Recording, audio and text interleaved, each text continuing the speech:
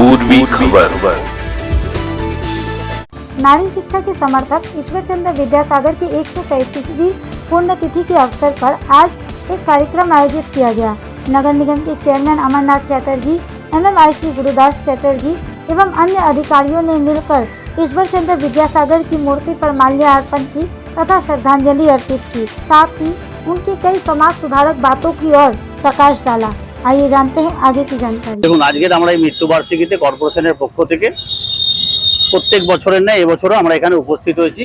আমাদের মধ্যে উপস্থিত হয়েছেন মেম্বার মেয়র ইন কাউন্সিল, যার দপ্তর যার দায়িত্বের মধ্যেখান দিয়ে প্রত্যেক বছর প্রত্যেক মনীষীর জন্মদিন মৃত্যুদিন পালনের জন্য কর্পোরেশন সচেষ্ট থাকে।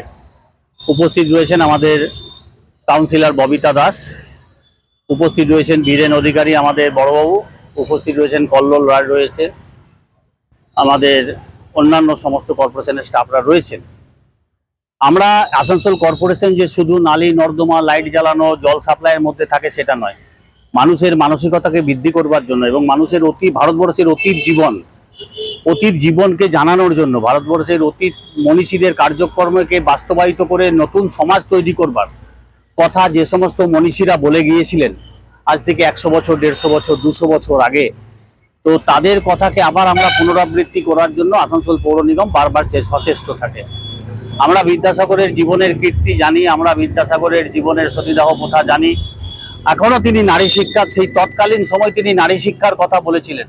আর আজকেও ভারতবর্ষের আমরা দেখতে পাই, যখন ভারতবর্ষের বিভিন্ন প্রান্তে, কলকাতার বিভিন্ন প্রান্তে, আসানসোলের বিভিন্ন প্রান্তে মমতা বন্দ্যোপাধ্যায়ের শিক্ষা কন্যাশ্রী এবং শিক্ষাশ্রী নিয়ে যখন ছেলেমেয়েরা স্কুল কলেজে যায় তখন বড় ভালো লাগে এবং বিদ্যাসাগরের কথা মনে পড়ে যে বিদ্যাসাগর চেয়েছিলেন যে নারীরা একটা দিন সমাজের মধ্যেখানে এসে সমাজকে আলোকিত করবে।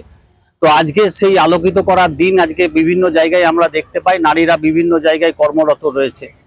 বিদ্যাসাগর সেই সময় পরাধীন ভারতবর্ষে ব্যাকরণ এবং বাংলা এবং ল ডিপার্টমেন্টের যেরকমভাবে নিজের প্রাধান্য বিস্তার করে এই বিদ্যাসাগর উপাধি অর্জন করেছিলেন এবং শিক্ষাক্ষেত্রে যে প্রয়াস করেছিলেন তার জন্য মহাত্মা গান্ধী থেকে শুরু করে কবিগুরু রবীন্দ্রনাথ প্রত্যেকে তার ভূয়সী প্রশংসা করেছিলেন।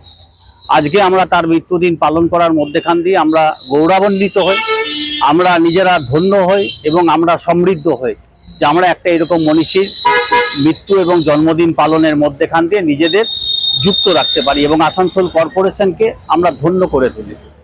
আমরা উপস্থিত আসানসোলবাসীকে সকলকে নমস্কার জানাই এবং আমরা আহ্বান করি যে কর্পোরেশনের সঙ্গে থাকুন, কর্পোরেশনের পাশে থাকুন, কর্পোরেশন আপনাদের সঙ্গে সর্বদা থাকবে। अब तक के लिए बस इतना ही। फिर मिलेंगे अगली खबर में। ऐसी और भी खबरों के लिए देखते रहे पूर्वी खबर।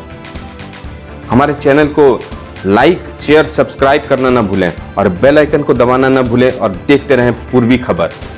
पूर्वी खबर, नजर सब पर।